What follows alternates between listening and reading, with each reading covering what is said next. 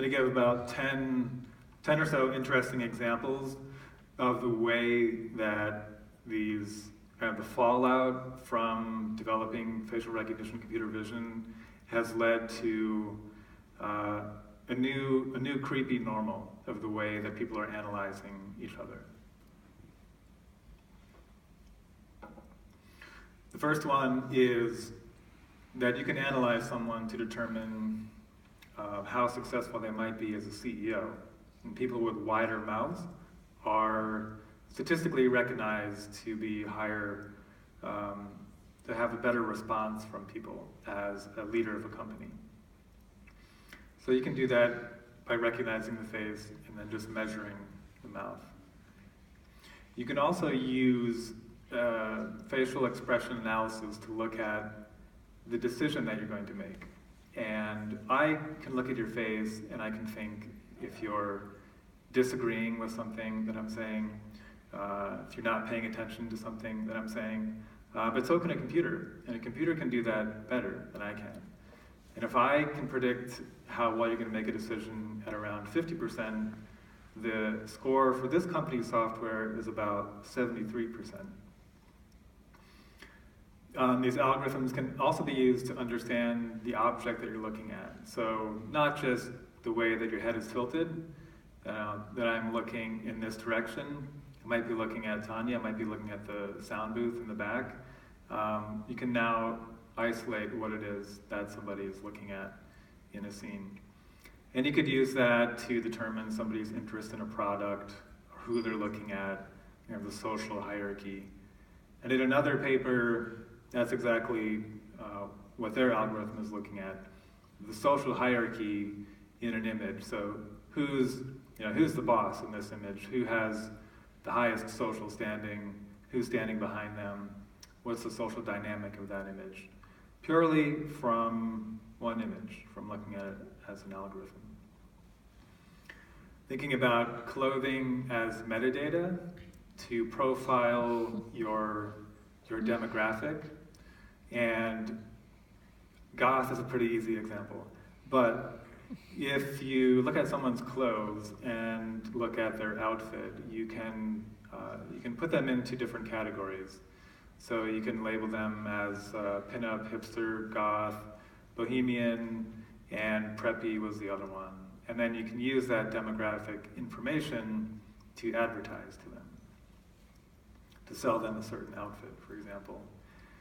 You can take somebody's profile image from their social media profile, and you can look at that, and of course you could do things like hair color, eye color, are you smiling, gender, but you can also, according to this paper, with 70 getting into the 80% accuracy, you can determine how smart they are. You can look at their intelligence.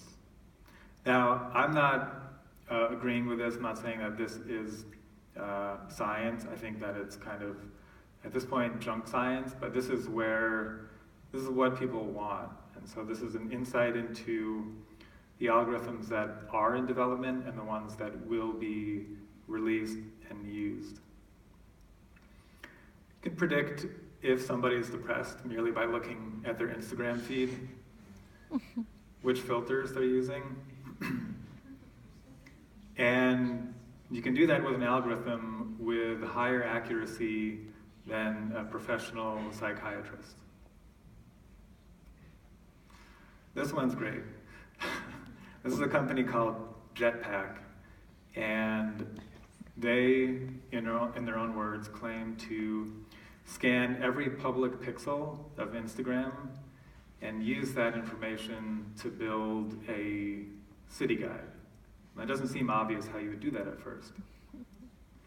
So what they did is they located things like a hipster mustache, and they used that information to say, there's a hipster mustache at a coffee shop. This is a hipster coffee shop. This is a girl with red lipstick at a bar. This is where single girls go. Now you can sell that information to, this is not my business plan, but you can sell that information to people in the form of a city guide, something like Foursquare, where's a good place to get a, where's the cool place to get coffee? If you're a guy, where single girls? If you're a girl, where cool guys, and so on. So all that information comes from images, just pixels that are on Instagram that are freely available, that are public, but I wouldn't quite call them public in the same way that we think about physical space as public. And the funny thing, to end the story about this slide, is Jetpack sold their company to Google. Instagram was sold to Facebook. Jetpack sold Facebook to Google. I have to give them credit for that. Other things that you can do are, the way that I stand, the way that you stand, and the way that I walk. This can be called gait. So gait is traditionally, your unique walking signature, the way that everybody walks. You can usually recognize your friend from a few hundred meters away. And this paper is looking at not just the way that you walk, but stylized poses. So that I do this, or that you sit in the chair a certain way, cross your arms a certain way. Everything that you do can become a signature to identify who you are, and maybe even what you're thinking. So this sounds all dark and creepy, but this is to give you an idea of the way that people are looking at you, because in order to understand your outward appearance, in order to understand how to design your appearance and react and exist in this world, it's important to understand both a little bit of the history of how we got here and some of those specific examples. And so this one is, of course, 4 cube cats, and each of them have they're looked at in a different way by algorithms that are a little bit similar. And the one in the top left is a statistical approach to looking at where's the interesting information. Or you could say, where's the information in this image that's going to give me the insight about it? And the areas in red are the more valuable information. You see the one in the upper left is using a statistical approach. It's not trained on anything. It's only looking at that one image without knowledge of anything else. So it's looking at things like edges, the gradients, the contours, and the one on the right is an early example of looking at more of a deep neural network approach to understanding. The neural network will tell you when you give it an image that's a cat, and it'll give you a confidence score, but how did it decide that was a cat? And so you can look at these things called saliency maps, and they tell you which parts of the image were most useful for that classification. And so this shows the development kind of throughout. Things are moving really fast right now, so 2 of these came from this year, 2016, the ones on the bottom left and right. And you can see the one on the bottom right is from, I think, around maybe May or June. And now we've isolated what it is that's interesting, and we understand the boundaries of it. So we can extract what it is that's interesting from that photo automatically, with no insight, just algorithmically.